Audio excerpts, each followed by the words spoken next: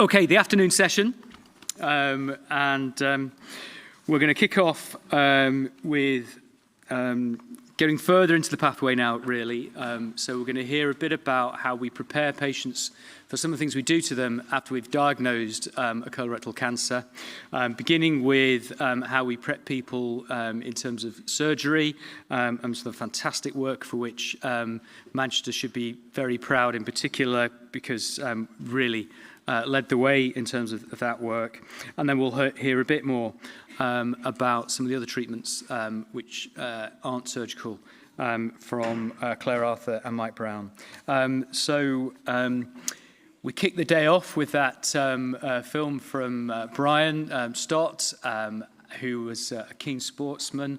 I remember very well that one of the earliest diagnoses we made in the screening program when we started back in about 2008 was a chap called Jack Crompton. And Jack Crompton was 87, I think, when we did his colonoscopy and found his bowel cancer, and Jack went on to have successful surgery. And then a year later, as Jack was our most famous patient that we've had, I asked him if he'd come and talk to our celebration event for a year of screening. And that was really special to me because at that point, Jack was the last surviving member of the 1948 FA Cup final winning team for United.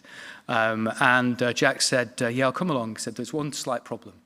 I said, what's that, Jack said? I'm having a knee replacement 2 days before. So Jack's 88 at this point, he's had a knee replacement. I said, don't even mention it, Jack, you're not coming. He said, no, I'll be there. Jack came with his crutches at 88 years old, 2 days after having a knee replacement, a year after having his bowel cancer surgery, and spoke at our event, which was extraordinary. And then about a year later, I was in the stands at Old Trafford, and Jack got a special award from United for being the last surviving member of that 48 FA Cup final winning team. And I thought, it's our bowel cancer screening program that got you there. And the secret to Jack's longevity, which is the point of this long rambling anecdote, is that he'd kept fit all his life. He kept incredibly fit the whole time. And so when his wife Sheila saw the bowel cancer screening program being advertised in the Oldham Chronicle, she nudged him and said, Jack, you're going to do that because you're well enough. And Jack had no symptoms, and he had to opt in. But the bowel cancer screening program probably gave him an extra 3 or 4 years to live. He's passed away now, but that was a phenomenal thing to be involved in. But he kept himself exceptionally fit his whole life. Brian touched upon that earlier on, and I think what we'll hear about in a moment from John is just how important keeping fit is for your surgical and your oncology outcomes, and that it's never too late. John?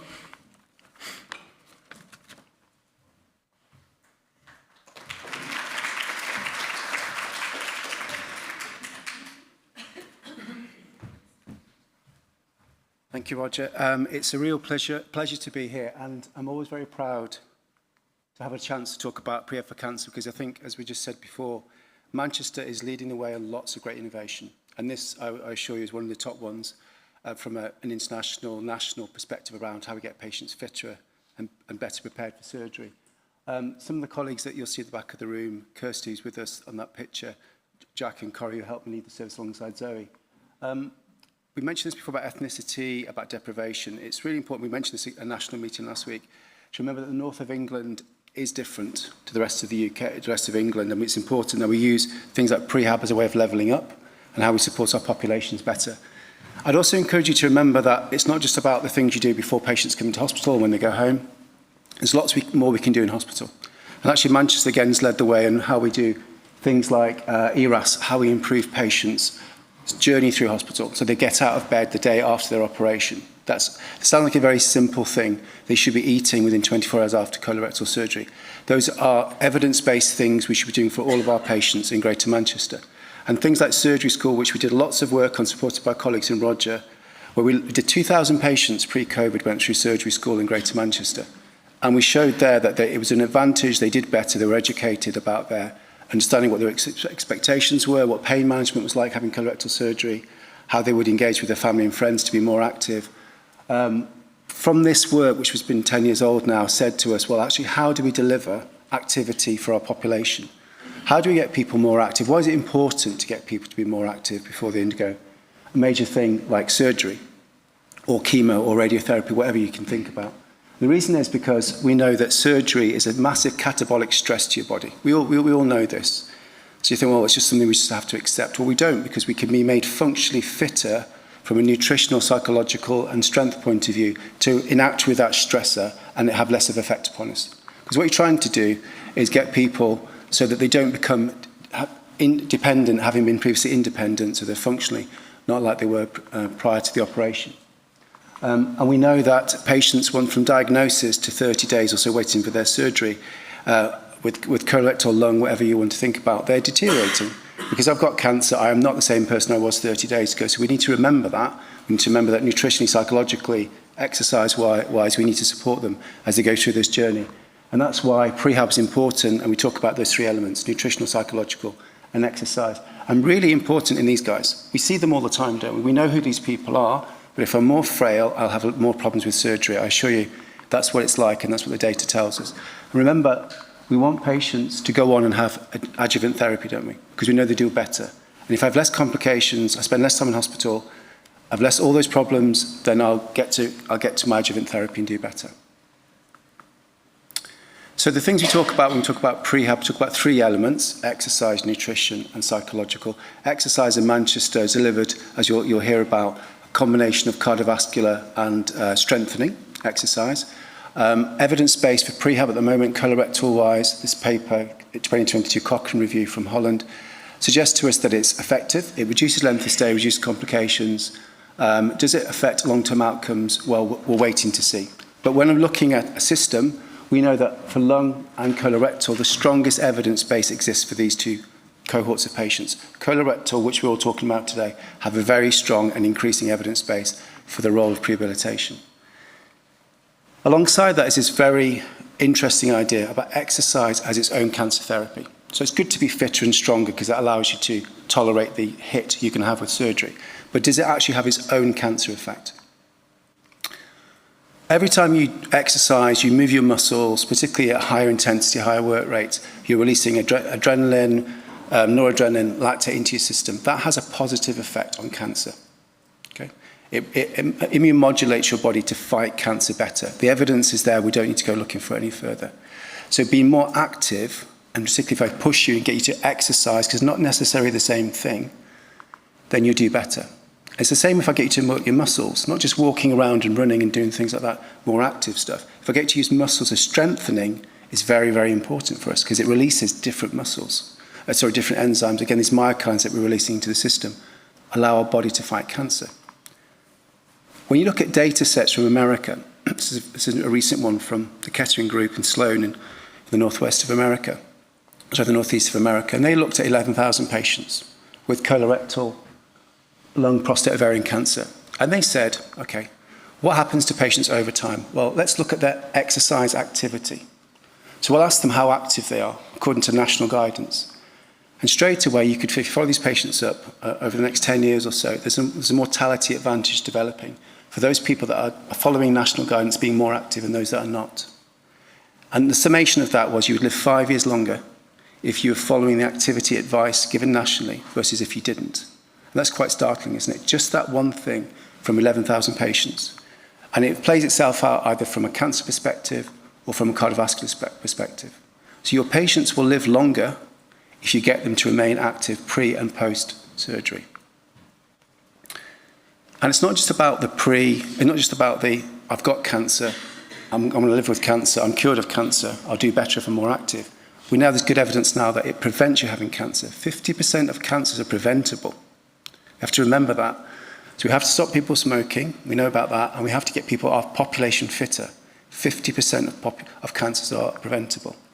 So we look at Manchester, what we've been trying to do in Greater Manchester, massive system, 500 square miles, working with GM Active, and our work from what happened before around ERAS and improving the activity of our population. The ask was for support, obviously, from GM Cancer. They said to us, well, here's quite a lot of money, to be fair, £1.2 million. Deliver us 1,000 patients a year prehab for colorectal, lung, and upper GI population across Greater Manchester. But do it where patients live. Do it in the community centres, the community areas of Greater Manchester, working with our colleagues at the back to help deliver it. This is the big team. Obviously, there's big teams and there's teams and there's teams. Definitely, from my perspective, Claire and Dave have been extremely supportive of what we've been trying to do. But alongside clinical leaders like Matt, Jav, and other colleagues, and you'll see on the slide there. And primary care, very important. All the different elements of how we deliver cancer and the governance support, because we're now working with GM Active as our exercise partner, alongside GM Cancer as the operator that we want you to deliver this for us, and in the middle is the ICB structure. So as I mentioned to you before, exercise is cardiovascular and it's cardiovascular aerobic and it's strengthening alongside nutritional and psychological. So how does it work? So I'm in an MDT, and if you probably, hopefully most people know this, but if I'm an MDT, I see a patient, colorectal surgery, I should be referring that patient from the MDT or as soon as possible, once the patient knows they've got cancer, into pre-op for cancer. The pathways all exist. And from that process, we'll see them, ideally within 48 to 96 hours from referral. And then we'll be able to work out what sort of pathway they need. Universal is probably for most of us in the room, we're quite fit people, we're quite active. Then we'll offer you free gym membership with an exercise program. We'll meet and connect with you at least once a week. The targeted population are the less fit, more frail people who are probably not used to going to the gym. And we'll support them with aiming for 3 sessions a week, ideally a minimum of 2, aiming for 3 sessions a week. And we pick them up again after their operation with recovery, rehabilitation, depending on where they are with the pathway. But remember the middle bit, we've got to make our surgical pathways in hospital as good as they can be. So the referrals, you've hopefully seen it before, the evidence and the other bits and pieces are on the QR code on the table. But it's built as a single point of access. You don't have to look for different ways of finding it. It's easy to find. We've built website resources to help support it. And we do lots of information gathering about when we see our patients, using something called the 6-minute walk test, which is in essence, how far can I walk in 6 minutes? Okay, I'll come back to that. But that's our way of evaluating people. And there's good evidence to say, if I can walk 400 meters colorectal patients, I'll do better than those that can't walk 400 meters. And that's worth remembering that number. These are the things that we collect about patients' evaluation, what they think of the service and other things. So this is our current model. We basically primarily use 20 facilities across Greater Manchester, 20 to 22 facilities where we deliver evaluation and we deliver the interventions led by Jack and the team, pre-op for cancer. And it's a very integral, over 5 years, become a very practical service, but very cemented in what we're trying to do within the service.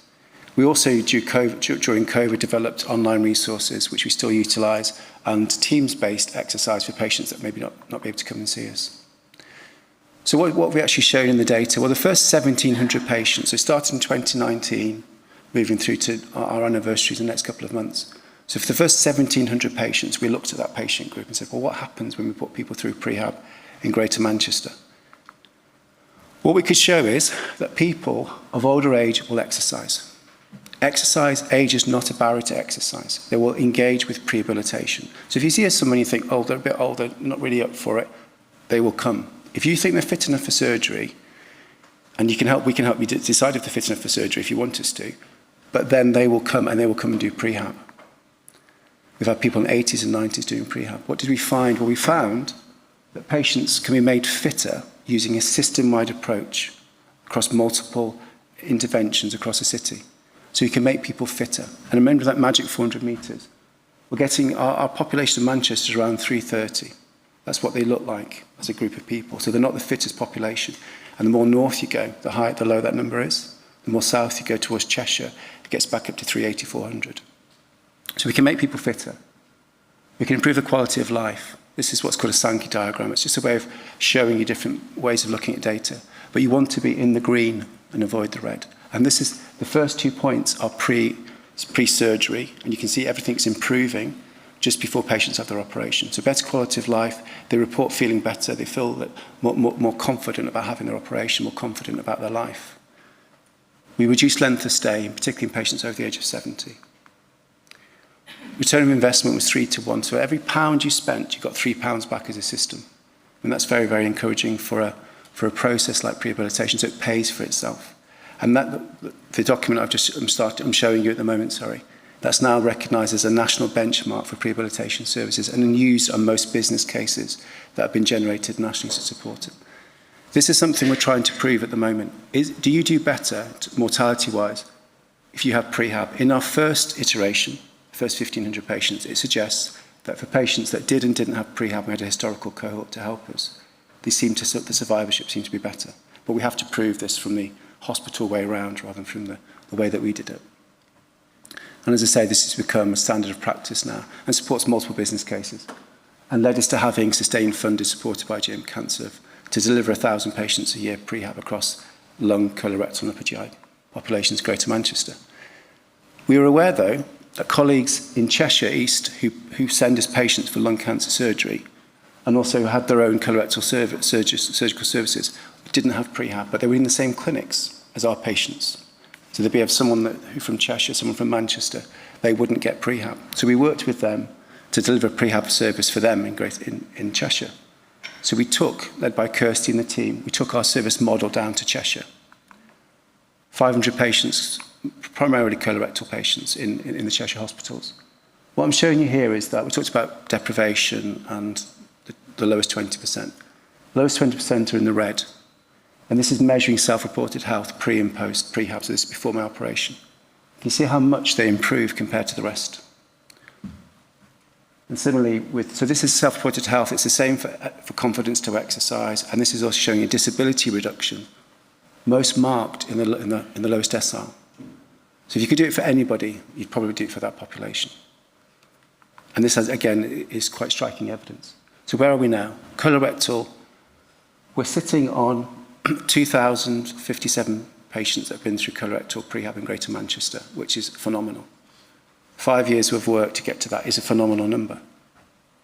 This is our referrals on an annual basis. You'll see that not everyone who's referred goes into prehab. There's lots of reasons for that, and we're just constantly trying to make that number better. But around 73% of the patients that you refer to us will come and have prehab in the system, which generates the 2,000 patients that I'm mentioning to you. So what does it look like by breakdown? So what's the top 10, if you like? Bolton. If Bolton are here today, they're doing an amazing job. As is Oldham, with everybody. But as you go down, you'll see that some hospitals are referring less to the programme. So we have to work with you to understand why we're not referring those patients to the programme. Because I'm evidencing, hopefully, to you today that it makes a difference. So we have to work together, and understanding that Christie's is there, but they have complicated super tertiary referrals, which is different to the model I'm describing. But certainly there's lots of work I think we can do with these other hospitals to help them think, well, let's refer more of our patients. So our current cut, we're still improving fitness. We're still improving self-efficacy. Patients feel less disabled in the time before their operation because they've gone through prehab. So this is what our current cut looks like in terms of the populations. So last year we delivered colorectal prehab for just under 500 patients. Just beaten lung, which is always a nice thing for colorectal to do, isn't it? So just beats lung surgery, 390, but look at lung oncology, 225. So those are patients that don't have surgery, but having radical treatment. So 500-600 patients in Manchester, from a lung perspective, are benefiting from prehab. A different story. This is interesting because we wonder, do we send the right patients to us? So this is showing you that this is all of GM cancer cases, the top bit. So the deprivation 1 and 2, 52% of the population with cancer in Manchester live in those two, the lowest 40%. You refer to us, the 58% of our referrals come from those two. Deprivation, the lowest 40% of the population come to us. So that's really positive. We're getting the numbers that we want. However, white males living in deprived areas are those most common to not engage in prehab. That is a big, big thing to us. We need to make that better. So we have a good programme delivering for thousands of patients. Biggest prehab service in the UK. What do we do next? Final thing from me. Well, we need to get it for everybody else. Because colorectal and lung is great, isn't it? The most evidence-based, and we should do it for them. That's where the evidence is. But urology is waiting, head and neck's waiting, pancreas is waiting, kidneys waiting, ovarian's waiting, all of them waiting for something. So we have to get it somewhere else. There's this idea now, could we use digital to support our population of patients? And we think we can. We think digital will give us access to patients that maybe we could do with a lighter touch, universal offer, which is digitally supported. We did some work with Embrace. This is a project led by colleagues which we've been working on, basically giving wearable technology to patients with cancer in Greater Manchester. It's one of the first studies to do this, and we've done it in lung, CAR T, hematology, cancer patients, and colorectal. We're now analysing the data to help us understand, will patients wear wearables for months at a time? And they will. They will wear it quite happily for months at a time. What they want to know is what you're doing with it. Is it helping my care? So our end of the bargain is, well, let's link it up to care. Then I think you'll get everyone in Manchester. To me, I saw a presentation last week, some of the others in the room were there. Macmillan happily say to us in 10 years, wearable technology will be led, so wearable technology will lead cancer care. That's what they said. So we need to be on the front foot, and we really are already. But for me, every patient in Manchester in the future should be offered wearable technology as part of their care, because then that allows us to understand what their requirements are. Because a static one-off measurement when I meet them is very different to their journey through cancer. So the only way you're going to capture that is through wearable technology. So this is our sort of grand plan about how we might make it happen, with obviously support from everyone in the room. But we can see that starting to happen, working with the universities. Well, let's evaluate people, let's understand about cancer risk. All this stuff starts to layer itself upon how we use data in the system. So I'd leave that slide with you, not to overwhelm you, but to encourage you to think we're doing some really amazing things in Manchester. Thank you, Roger. Thank you, Sean.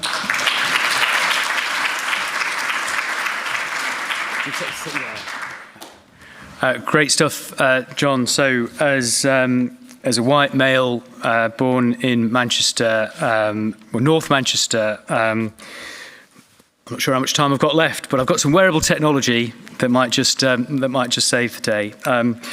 We'll take some questions at the end, and I'm sure there'll be lots from that. That was just a fantastic run through an enormous amount of work that's really making a difference. So I'd like to invite Claire Arthur and Mike Brown from Christie, our oncologists, who are going to tell us what is current and new in medical and clinical oncology.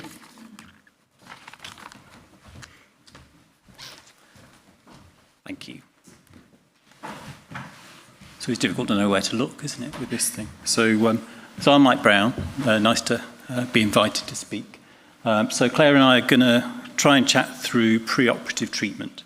And so we're going to do that by going through a couple of cases. So there's some involvement of you guys kind of to throw ideas at us.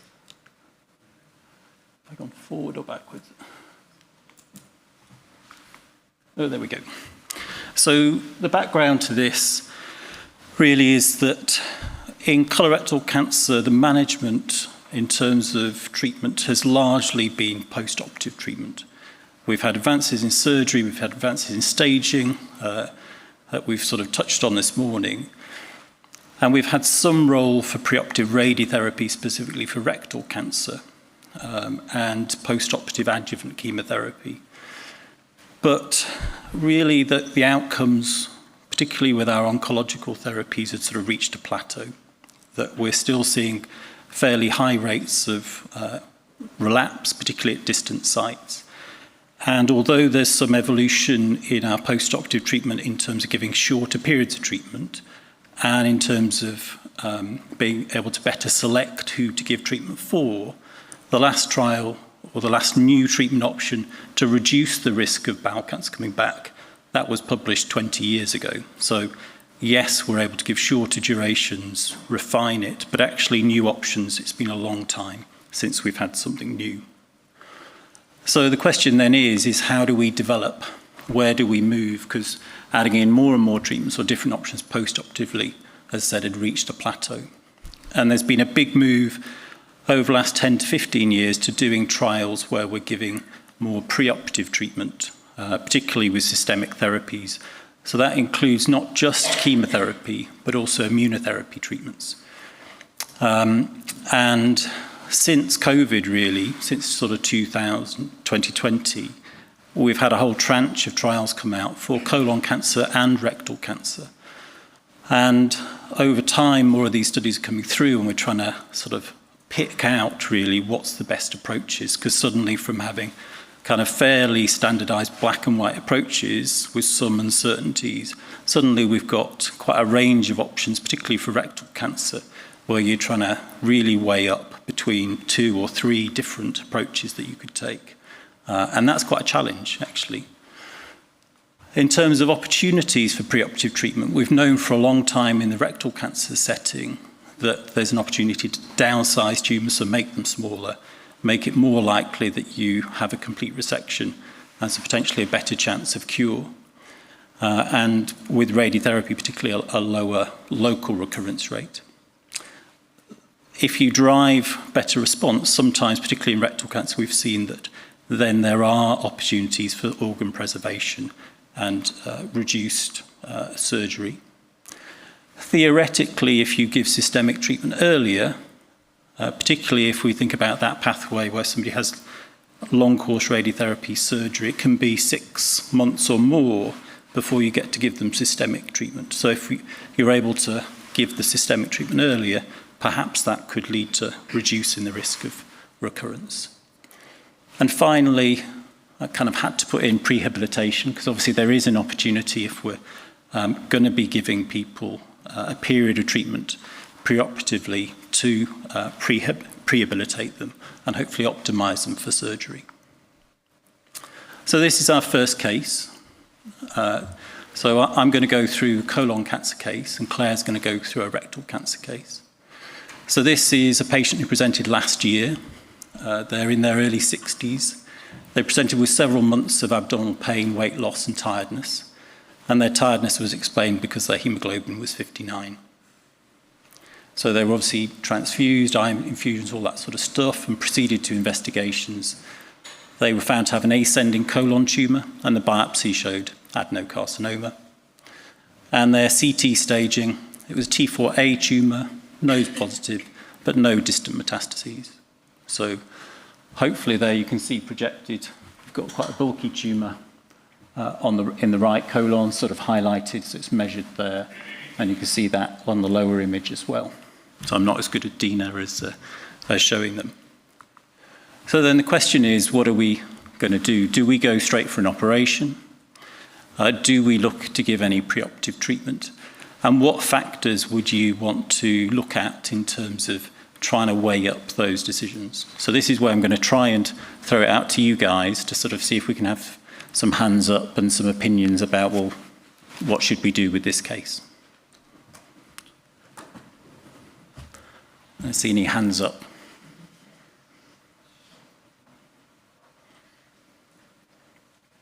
You're all being slow to get going. So are you going to ask something, Seika, or are you just shifting? So who sat here is thinking, right, let's just well, Karen's got a hand up. Are they obstructed? No, so they're not obstructed, either radiologically or clinically. Seika? I think I would offer surgery for this patient because that's a standard treatment. We know the outcomes. I like the SACT, but evidence is too early. There's a lot of side effects which people forget. They can't feel their hands, toes after whatever you give. Okay. Karen's going to say something. I'm not sure if she's going to back me up or agree with you. I'm worried. I think this is a poor prognosis tumour, and I'd like to explore neoadjuvant chemotherapy before considering the patient for surgery, if they're not obstructed and and they're fit for chemotherapy. Okay, thank you.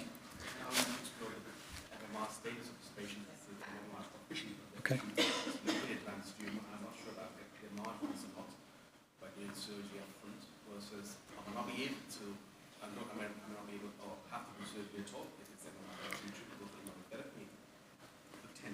Yep, okay. And Vicky, were you putting your hand up? Okay, same thing. Okay.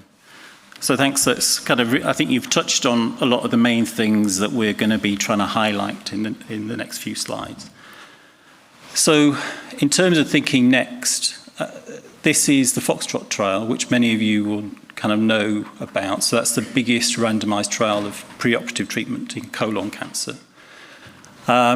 And the schematic is shown there. There is the blue box with some additional treatment, but we can kind of park that because only a small minority of patients were involved in that, and it wasn't positive. And we can focus on the green box and the red box, which is the randomization between a standard treatment at the time, which was surgery followed by 24 weeks of chemotherapy. We now tend to give 12 weeks to try and minimise the risk of peripheral neuropathy that Seika has highlighted, versus the same duration of chemotherapy, but patients have 6 weeks of chemo before the surgery, then the operation, and then they complete their post-operative chemotherapy with 18 weeks. So everybody essentially is having the same treatment. What you're doing is varying the sequencing of that treatment. And the primary endpoint is relapse or persistent disease at 2 years. So the anxiety always when you introduce treatment before the surgery is that you're going to impact on perioperative outcomes or operative and post-op complications. So this is showing the pre and post-op is the red column, and the purely post-operative is the green column. And as you can see, if you scan down, actually, if anything, the patients who had pre and post-op treatment, their outcomes were at least equivalent, and for some things like PE, VTE, actually slightly less. And there was no big increase in terms of wound complications, which had been a worry. So you can give the treatment safely and not particularly impact on surgical complications. Another worry is if you're going to give this period of chemo for 6 weeks, are you going to get people that never get to their surgery? So generally with early tumours, you tend to see a high response rate from treatment. And pretty much everybody that was planned to get to surgery got to surgery. So there's no imbalance between the two arms in terms of attempted surgery. Where there is a difference is in terms of ever having chemotherapy. So if you had pre and post-ops, if you randomised to the pre and post-op arm, 4% of people didn't get it because either they obstructed or they pulled out or whatever happened to them. 27% of people in the post-op arm didn't get treatment. And that's a bit of a mix, and I guess it highlights some of the kind of complexities of this patient group. So for about 1 in 10, that was because the patient was too poorly, predominantly, and didn't feel well enough to pursue any treatment. And I guess that's a scenario that we see quite a lot in our MDTs, that just somebody doesn't improve quick enough or they have post-operative complications. For about 15% of patients, it was decided that their tumour was kind of a fairly good prognosis tumour. So it's that sort of balance between the moving treatment preoperatively and depending on CT staging that you can start to sort of blur the lines and kind of that difficulty of how well that maps to the actual pathological staging. So these are some results. So this is showing you the recurrence at the top and proportion of patients who died of bowel cancer in the bottom panel. So lower is better because this is about recurrence and death. And the red line is the pre and the post-op. The blue line is post-op only. And what you can see is that with the pre-op strategy, generally outcomes were better. Okay, so there's 22 to 29%, so a 7% difference in recurrence, and about a 5%, 16 to 21% difference in survival due to bowel cancer. So as I said, I guess the importance of that is that's not some new, very expensive treatment. That's just a different way of giving what we've always been doing. Does everybody know what MMR is? So you obviously do, because you posed the question. Is there anybody in the audience that doesn't know what MMR is? A couple of hands. So MMR is mismatch repair. So essentially it's the spell checker of your DNA. So it's looking for spelling errors that are mutations. And if you have a problem with the functioning of MMR, then that can result in you getting multiple spelling mistakes through your DNA. And if that is due to a problem in every cell in your body, it predisposes you to getting cancers in general, but bowel cancer in particular with a condition called Lynch syndrome. So everybody with bowel cancer should now have testing for MMR at diagnosis so that we can work out who's got Lynch syndrome or not. But a significant proportion of bowel cancer patients have a abnormality, what we call deficiency of MMR, as just the way their cancer's developed. We see that particularly in right colon tumours, more than left colon and rectum. And particularly stage 2, stage 3, you're generally seeing somewhere between 10 and 25% of patients have dMMR tumours. The important thing to look at on this panel is where it says no regression. So this is a panel where pathologists who are blinded to what the treatment was have looked and said what's the pathological response to treatment that the patient may or may not have had. And the blue bar is the patients with deficient MMR who you can see there's a much higher proportion of those patients had no regression of their tumours with neoadjuvant treatment. So that was picking out patients where you think actually they're much less likely to gain a benefit. And then if we follow that through to look at recurrence, we see that pans out. So that lack of histological response, we see mapping out as a lower, so this is proficient MMR tumours, so the MMR apparatus is working appropriately, and we see pre-op treatment helping, so there's a 7% improvement in recurrence, whereas in the dMMR patients, you can see that the lines are superimposed. The other thing that you can note is that MMR status is prognostic, so fewer patients with dMMR get recurrence. So it's kind of with the traditional way of doing things, about 30% relapsing with pMMR tumours, around about 20% whatever you did to them if you had a dMMR tumour. And then if you look at survival, the same thing follows. So you see a benefit of a preoperative approach with proficient MMR tumours, but not with deficient MMR tumours. And that's become a key thing in the trials that are going forward, that you need to know MMR status. So if we go back to our case, they were seen in clinic, they were fit, relatively little other history, on some medications for gastritis and blood pressure. We did the MMR, so they do have an MMR deficient tumour, and they've got MSH2 loss, which is very suggestive that this patient has Lynch syndrome. So what are we going to do? What would the surgeons in the room do now? Are you going straight for surgery? Zaker's nodding. Are you nodding? What do you want to do?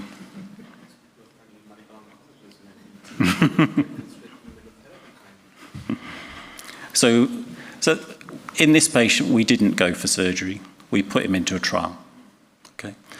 So what we've learnt in the palliative setting is that these MMR deficient tumours are very sensitive typically to immunotherapy. And it's become a standard of care treatment in our first-line palliative setting because it improves outcomes, and you tend to see much less in the way of severe side effects. There can still be severe side effects. They tend to be autoimmune kind of toxicities, but much less severe toxicity than standard chemo. And there are impressive data for both colon and rectal cancers, but the problem is, because this is a minority of patients, those studies are quite small. This is the main trial for colon cancer. So the approach this group took from the Netherlands was they gave 5 weeks of immunotherapy, and then patients had the operation in week 6. So quite a short duration of treatment, but quite similar to the approach that was taken in Foxtrot, that you weren't having a very long period of treatment. What this is highlighting is the demographics of those patients. So if you look, a very high proportion either had T4A or T4B tumours, or they had N2 tumours. And as I said, these tumours tend to be in the right colon. So a high proportion were in the right colon and transverse colon. This is response. So depending on the way you want to look at it, the bar chart at the bottom is individual patient data. And then you can see the scale going from 0 to 100%. So this is pathological response. So if the bar goes all the way to the bottom, there's no remaining tumour. And you can see that it does that for a very high proportion of people. So in the study, there was 107 patients. 106 of them had kind of more than 50% death of cancer cells under the microscope. 95% had less than 10% residual tumour, and 67% had complete resolution of all cancer within their specimens. One patient, 1%, didn't have more than 50% response. So very effective treatment, particularly for these early tumours, and a very high rate of complete response. So for our patient, he went on to a specific immunotherapy drug that we're using routinely in our advanced patients. He coped with it very well, and these are images from June and then September. And I think there's some arrows here to show that the tumour had shrunk and got significantly smaller. Within, as I said, fairly short timeframes. He has about 9 weeks of treatment. So then we go ahead with an operation. He has a right hemicolectomy, and he does have a complete pathological response. So even though there was still a fairly kind of significant lump there, actually there was no tumour remaining in that. It was kind of scar tissue and evolving response to treatment. Interestingly, he had an appendix tumour that isn't dMMR, so it's just sat there and it's not changed through treatment and wasn't kind of known about on his preoperative staging. It's an incidental finding. No post-operative complications, and he's now on follow-up, and arrangements have been made for him to see clinical genetics. So I'll hand it over to Claire. So for case 2, any questions about that case before I?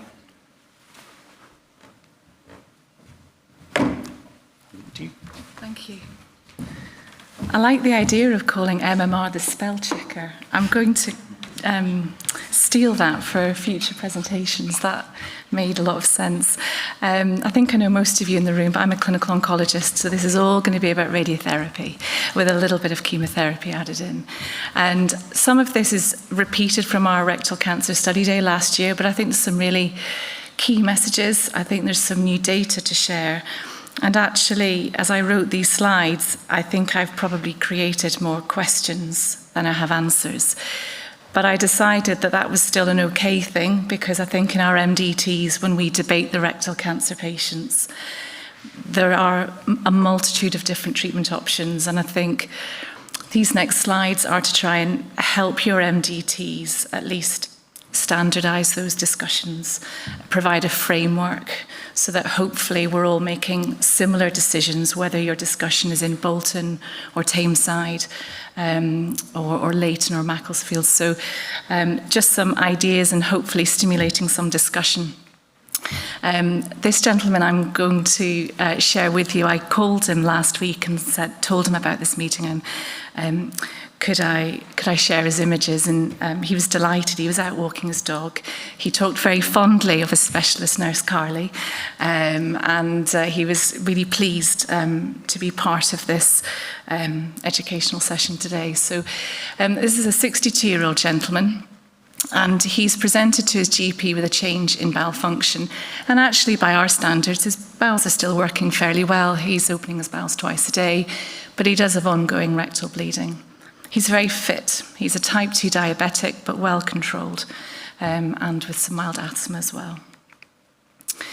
So he undergoes his staging investigations, and what you can see here, hopefully, is that he has a fairly bulky circumferential mid to upper rectal cancer.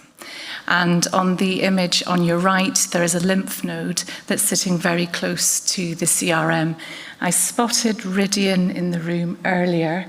I don't know if you can see on the image, but the node is seen to sit within 2 millimetres of the CRM. We can have a debate as to whether we're going to call it 1 millimetre or 2 millimetres as a threatened CRM. But when we discussed this in our MDT, this was staged as a T3A. N1, EMVI positive, CRM threatened mid to upper rectal cancer. And his biopsies confirm he's got an adenocarcinoma, he's MMR proficient, and he's got no distant metastases. So in our MDT, we all agree that this gentleman needs some downstaging treatment. And there the first discussion and the first debate begins, because as the radiation oncologist, they all look to me or Nu or Vicky and say, what do you want to do? And I guess the first debate in my mind is, am I going to give this gentleman long course chemoradiotherapy, or are we going to go down the TNT route? And in my mind, I try and split it into two factors. First and foremost, it's the patient. How fit is this patient? Well, this gentleman's relatively young, he's PS0, his comorbidities are well controlled. So in some respects, a very easy decision. And then we've got to think about the tumour factors, and I'm going to show you some of the TNT trial data. And whilst they're all very heterogeneous in terms of their TNT approach, the one thing that they are all very similar with is their patient selection. TNT is for our fit patients, performance status 0 or 1. But where the tumour factors begin to differ, we've got to look at the local risk factors. So what's the T stage? Well, he doesn't have a T4 tumour, it's a T3. He's not got N2 disease. However, it was described as EMVI positive and it's CRM positive. So I'm thinking he's got two risk factors, he's PS0. This is probably somebody to think about using TNT. If he'd only had one of those tumour factors present, I would really be debating whether he really gets the additional benefit from that TNT approach or not. So then, having decided we're going to give TNT, we then open up another range of questions for us to try and start working through. So what sequencing of radiotherapy are we going to, what sequencing of TNT are we going to use? Are we going to give the radiotherapy first or the chemotherapy first? What radiotherapy schedule are we going to use? Are we going to use short course over a week of radiotherapy? Or are we going to go for long course? Are we going to give 5 weeks? Are we going to give a radiotherapy boost? Are we going to give them an extra 3 fractions of treatment? So some nuances there about what our radiotherapy approach is going to be. We've got to be really clear, I think, that when we consent our patients, what are we aiming to achieve? Most of the time, we're aiming to downstage, but you will have a cohort of patients, typically those with your low rectal cancers or stoma averse, well, they'll be very clear up front that their primary concern is to try and avoid surgery, and you're aiming for a clinical complete response. And I think you need to be very clear in your consent so that we can manage the patient's expectations, quotes and percentages, the likelihood, and actually begin to counsel them about what a clinical complete response means in terms of adherence to a watch and wait schedule and whether they feel that's something that they would want to participate in or not. And then the final thing I would be thinking about is the tumour location. If it's a low rectal cancer, I'm certainly thinking more about long course radiotherapy than short course, but that might be a personal view. I don't know what my colleagues in the room might think. So I shared this slide at our rectal cancer study day last year, but actually I still reflect on this slide in my own practice and thinking, well, we've got all this TNT international data and unpicking it is sometimes really difficult. And I try and think about what each of the TNT trials have taught me and how that might change my TNT approach. We first of all had the Rapido trial, and the Rapido trial was looking at moving the adjuvant chemotherapy into the neoadjuvant setting, and as Mike has already alluded to, that seems to really be the direction of travel in oncology treatment. And so the idea was that we would replace the long course radiotherapy, the 5 weeks, with a 1 week short course schedule, so we could get that neoadjuvant chemotherapy started quicker, and that might improve the patient's long-term outcomes. And you can see really quite a dramatic pathological complete response rate of 28%.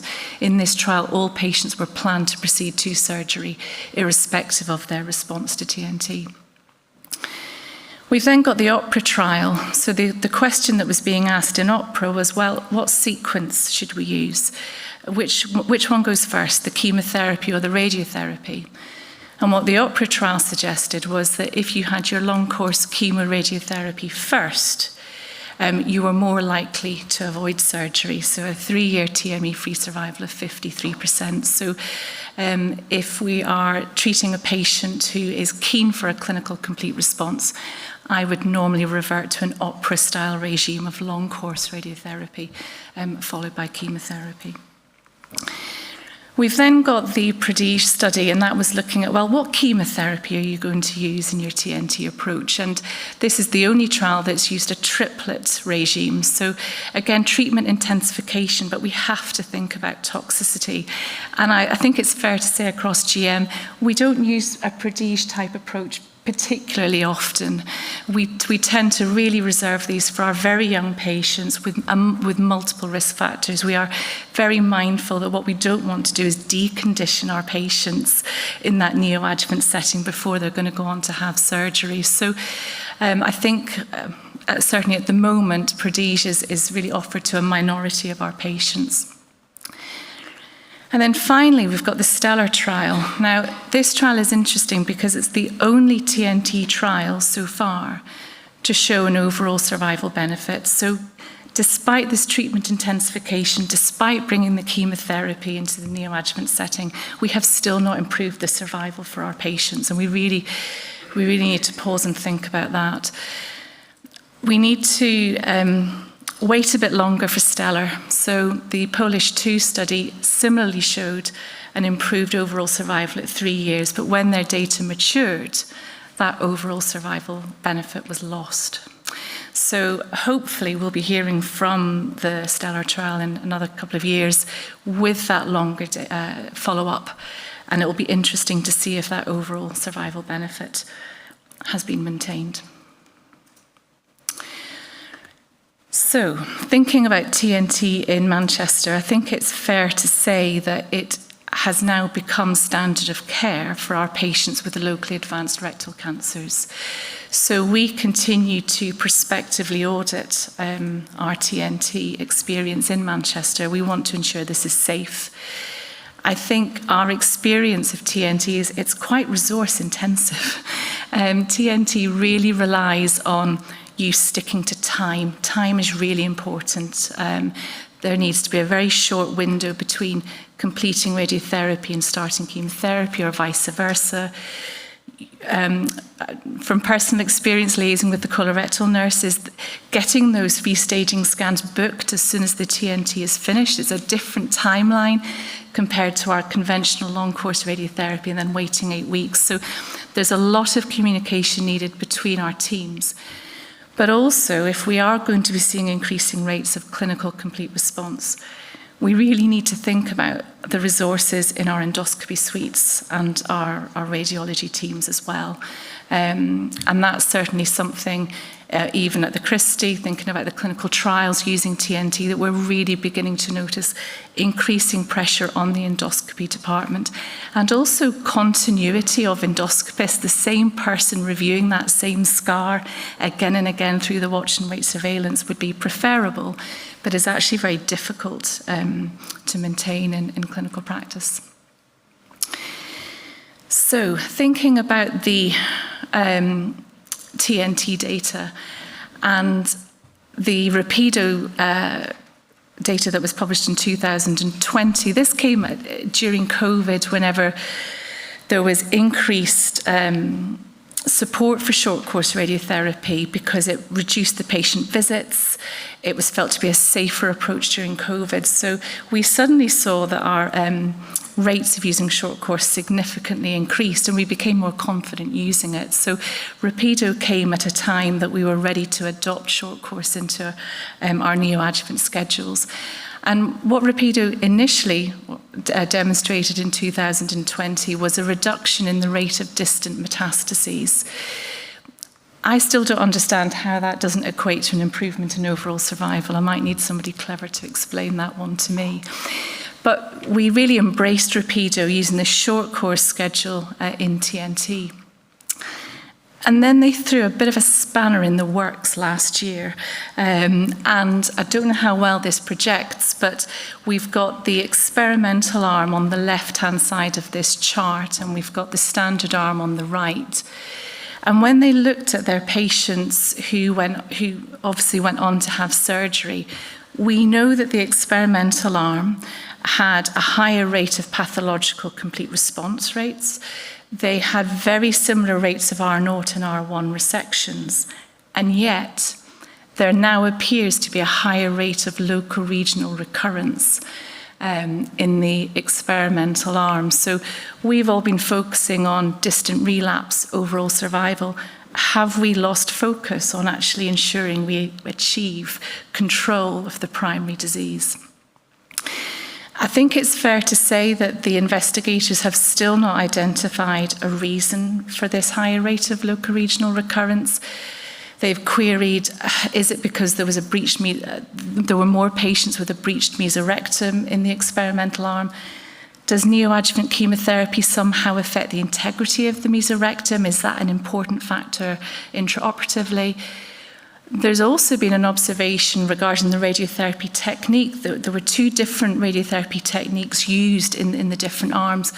Could it be the conformality of our radiotherapy delivery that's making the difference? We don't know. So really waiting on more data there. But it's really made us in Manchester, I think, pause and think about which patients we should give short course to versus long course. And I think there's still a role for short course radiotherapy. But we just need to, I think, be very clear about which factors we should be considering. So at the moment, our updated rectal cancer guidance isn't on the Pathway Board website, but it should be very soon. And so we've tried to break down this debate between short and long course as which is your priority? Are you concerned about local recurrence? So if you've got a T4 or a CRM involved rectal cancer, we would be erring more towards long course. But if you've got some risk factors like N2 disease, EMVI positive, where you're concerned about your risk of distant metastases, that's probably the patient group to offer short course to, so that you can get on with your chemotherapy a bit earlier. But as I say, this is very much meant for guidance as opposed to an absolute rule. So we thought we'd sorted all of that out. And then last year there was another paper called the Prospect Trial that was shared at an international oncology conference. And it's raised the question, well, does our patient even need neoadjuvant radiotherapy? And it just goes to show the power of media, because the New York Times ran with this headline about brutal radiotherapy, and that was their conclusion from this clinical trial. That was not the conclusion of the authors, but that's what the newspapers all picked up on, and some really negative press with regards to radiotherapy. The Prospect Trial was looking at patients which they described as having advanced rectal cancers. I would argue there were some intermediate risk cancers as well. So T2 to T3 node positive tumours. And the question that the trial was asking was whether a period of neoadjuvant chemotherapy was non-inferior to long-course chemoradiotherapy. So could you avoid radiotherapy in a subset of patients? And what they've demonstrated is that it is non-inferior. And so that has now raised more questions and another option for our patients presenting with locally advanced rectal cancers. I don't think it's really become embedded in our GM practice yet. And I think there's a few observations with regards to their patient selection, which means we need to be very careful before we launch in with this approach.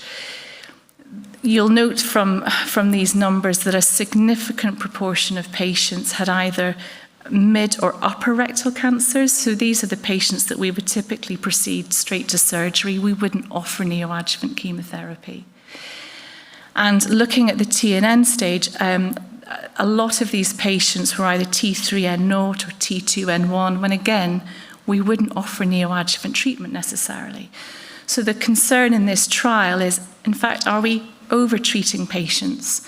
And although patients were being spared the brutal effects of radiotherapy, you can see that the toxicity rate in the chemotherapy arm was significantly higher, and Saker's already expressed concerns about hands and feet going numb or dropping off.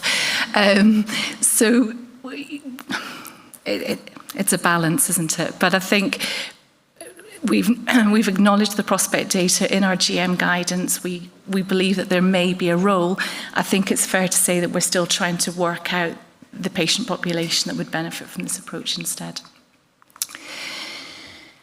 So let's rewind and let's pretend that this gentleman has an MMR deficient tumour. His spell checker isn't working.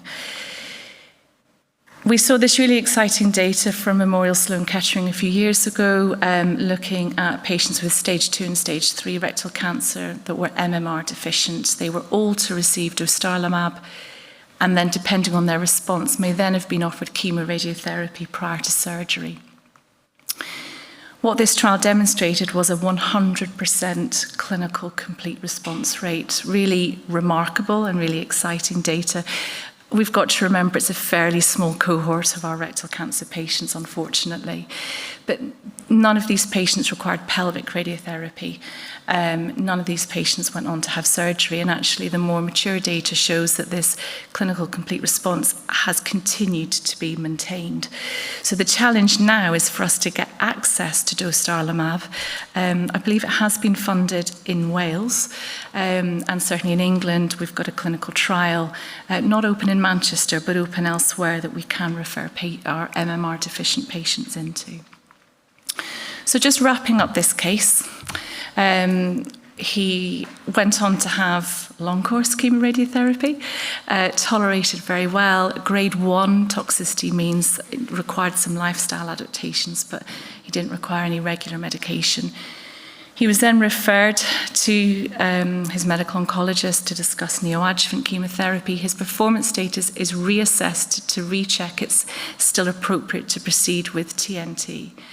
He completes 12 cycles of chemotherapy, and the important feature here, no treatment delays or dose adjustments. In other words, this is somebody that was clearly tolerating treatment well.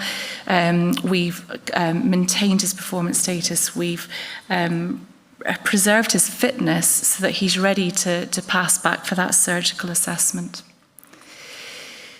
But this is where we're up to now with him. So we've got his initial scans on the left and his restaging scans on the right. He has had an excellent response.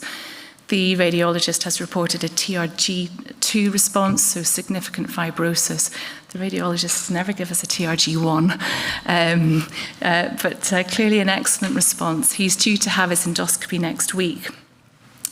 And ultimately, there'll then be a further MDT discussion about what we offer this gentleman, if indeed he has had a clinical complete response. So, summing all of that up, our neoadjuvant treatment approaches are becoming increasingly more complex.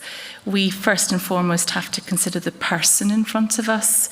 We absolutely require the skills of our radiology and our pathology colleagues to make sure we've got the tools to give the right neoadjuvant treatment to the right patient. We're really fortunate that MMR testing is now routine and fairly rapid. In Manchester, it's frequently available at the time of MDT discussion. And I think really just to keep those clinical trials on your radar and keep them part of your MDT discussions whenever you're deciding on the right approach for your patient. Thank you.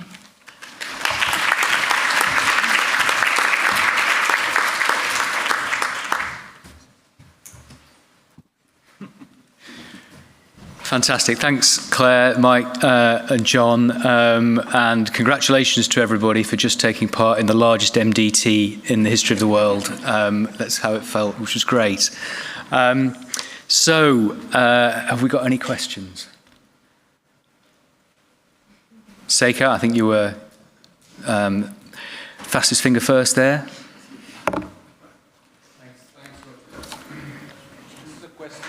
John. John was mentioning about 400 meters walking distance within 6 minutes. I'm just wondering how many clinicians can do that? And yes, it is important to focus on the patients, but I think the staff well-being is important. How many, you go to the gym and then similar to prehab for this patients, is there any program to look at, or are you planning to do something for the staff?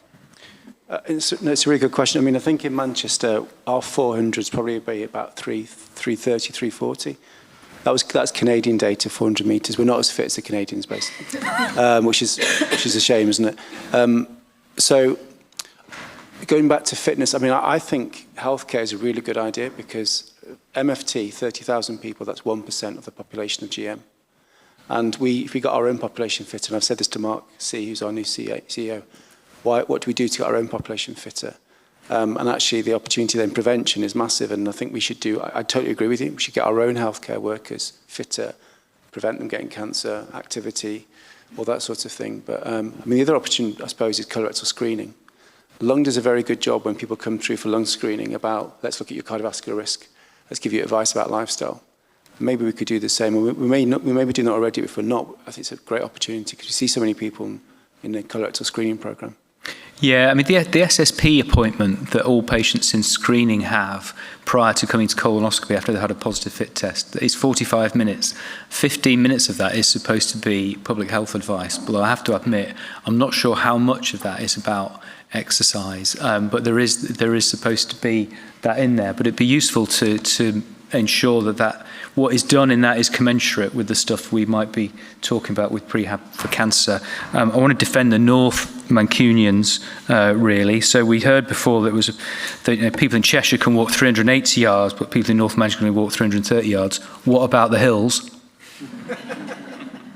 But it's all very interesting, and those with a finely trained clinical eye like myself might spot, John's got trainers on. Who else is wearing trainers? Yeah. I work, most of my clinical work's in Fairfield in Bury, and we've got an absolutely beautiful environment in Fairfield with some great places to walk over the River Roch. None of them got any good paths in. And I advocated some years ago that we should have walking meetings. Anybody thought about the difference with conversations when you walk compared to when you sit down, compared to on Teams? I would wager, which I'm allowed to do because I'm not Prime Minister, that you would have a much richer discussion walking than you do sat in 2D on Teams. And the other thing I'd make a plea for is avoiding terminal digit bias when scheduling Teams meetings. Why not have them start at 2:10 or 2:15 and give yourself some time in between one Teams meeting and another? It's the most horrible thing to look at this thing at the end of the day and realise that I've not moved because you get scheduled back-to-back Teams meetings. Just occurred to me that. Okay, any other questions? Can I add one thing, Roger? Just oh yeah, sorry, John. Just very quickly. When we did Embrace, that's putting wearable technology on people and not telling them to exercise. We didn't give them exercise as an intervention. Automatically, because they're wearing a wearable, it tells them how far they're walking. They start to walk. And they said to us, we're walking more because this is telling us to walk. Yeah. So you can see how that's £50 for Fitbit 2. It's not a lot of money, really, as an intervention for cancer care. Yeah. I don't know. When I first got this, it had a breathe app on it, which told you to breathe. I thought that's not really very helpful because I'm going to remember to do that. But it does make you walk a little bit more. You know, question down here. It's a question for Claire. What's our own GM data on clinical complete response, and what's kind of a TNT uptake is across the GM at the moment? So when we've combined our pathological and clinical complete response rates together in TNT, with TNT, it's 30%. It's in line with the trials, which we were delighted with. And that data, it'll be interesting to now look at 2023's numbers because we've now got a lot of numbers to actually start doing some scientific number crunching. Can I ask a question to John, please? Yes, yeah, Dina. It was just regarding what exercise should we be doing then to prevent cancer? Is it just walk more? Is it 20 minutes cardiovascular? Is it weights and stuff like that? Do we have a... So the American stuff, for 11,000 patients, what did they suggest? Well, they said that 2 sessions a week of high intensity, which is 30 minutes, that of itself. But that is more than walking. That's getting on a machine and doing trying to get your heart rate up to 80% plus. If you do that twice a week for 30 minutes, that's what showed the difference.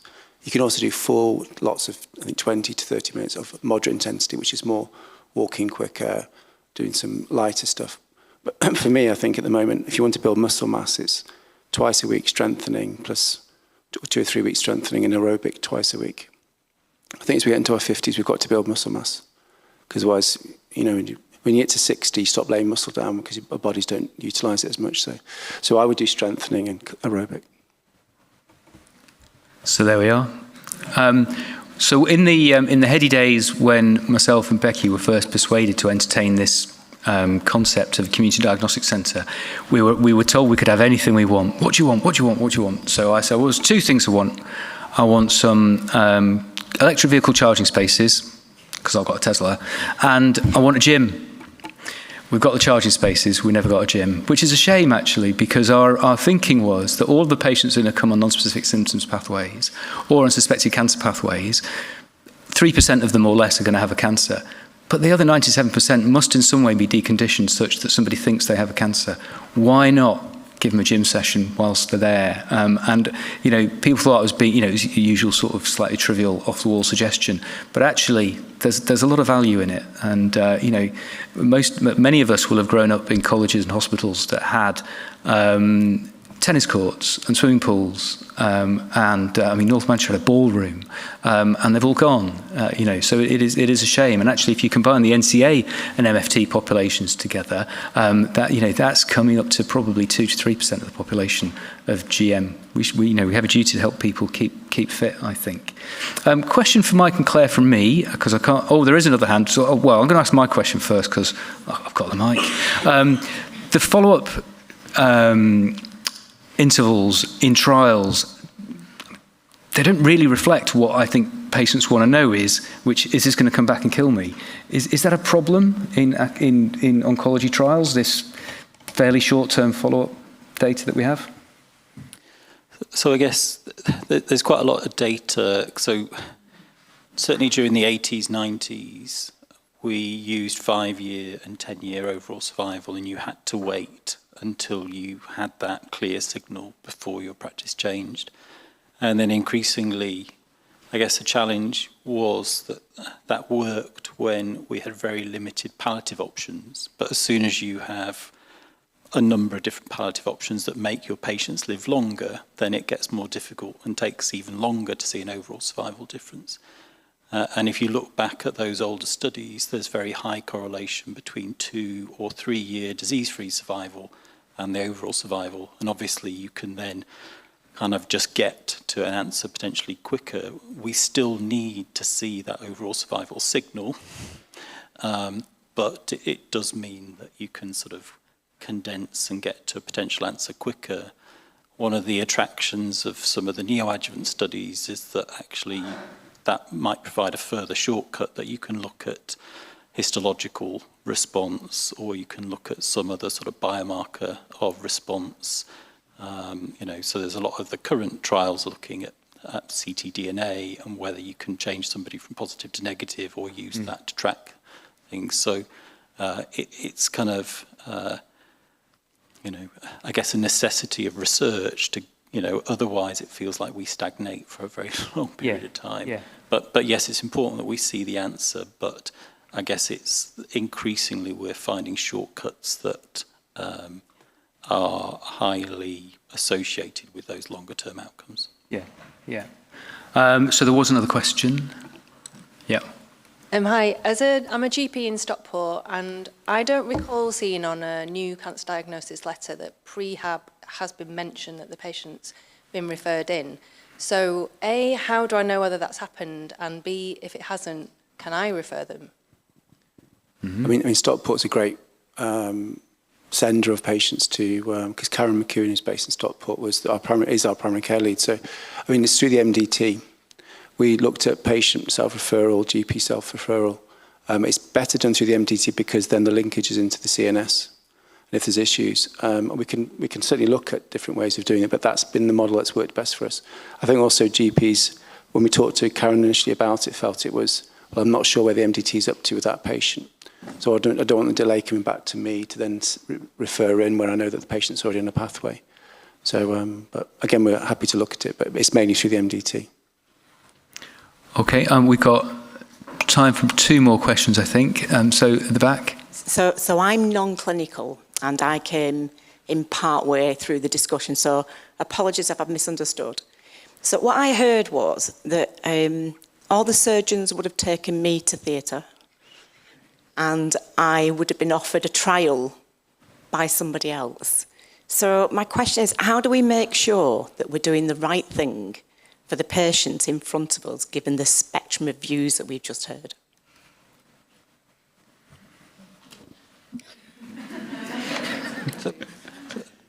So how are we going to answer that? So I guess both, as Seika said earlier, surgery for that right colon cancer patient is the correct thing to do and is the standard of care thing to do.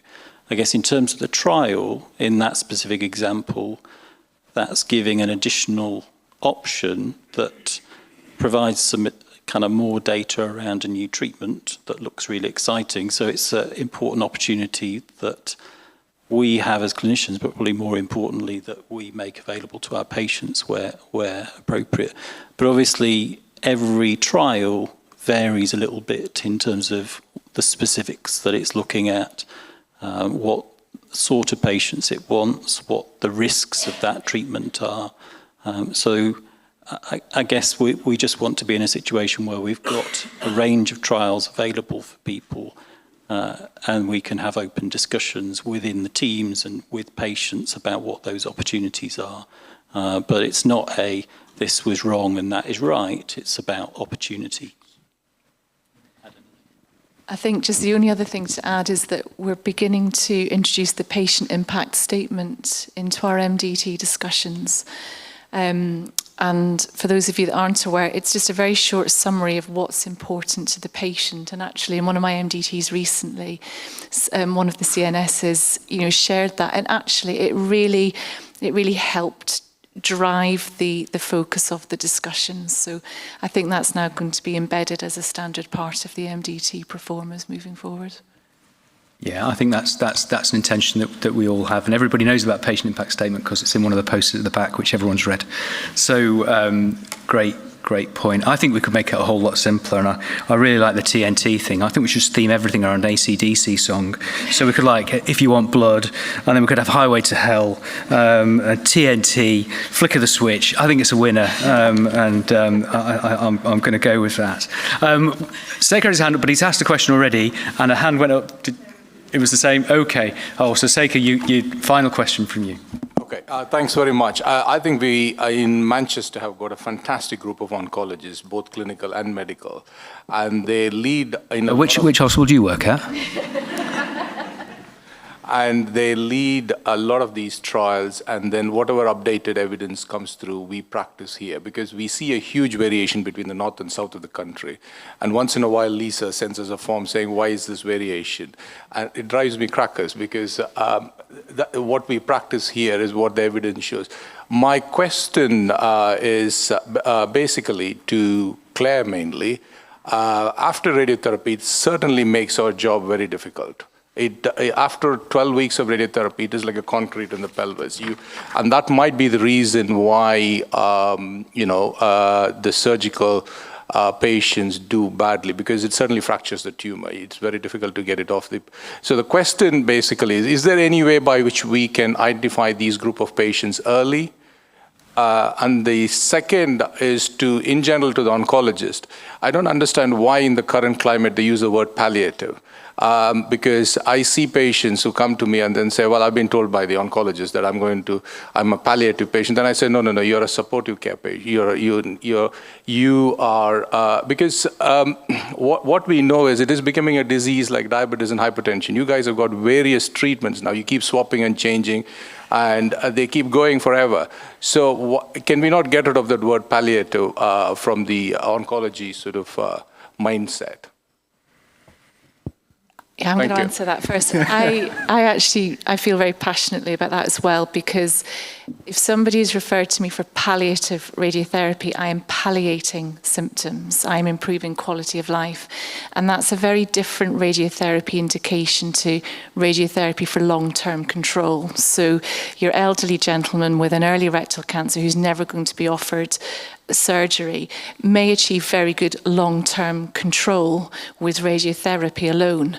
And so, yeah, for him, I wouldn't use the word palliative. I think it evokes very negative reactions from patients.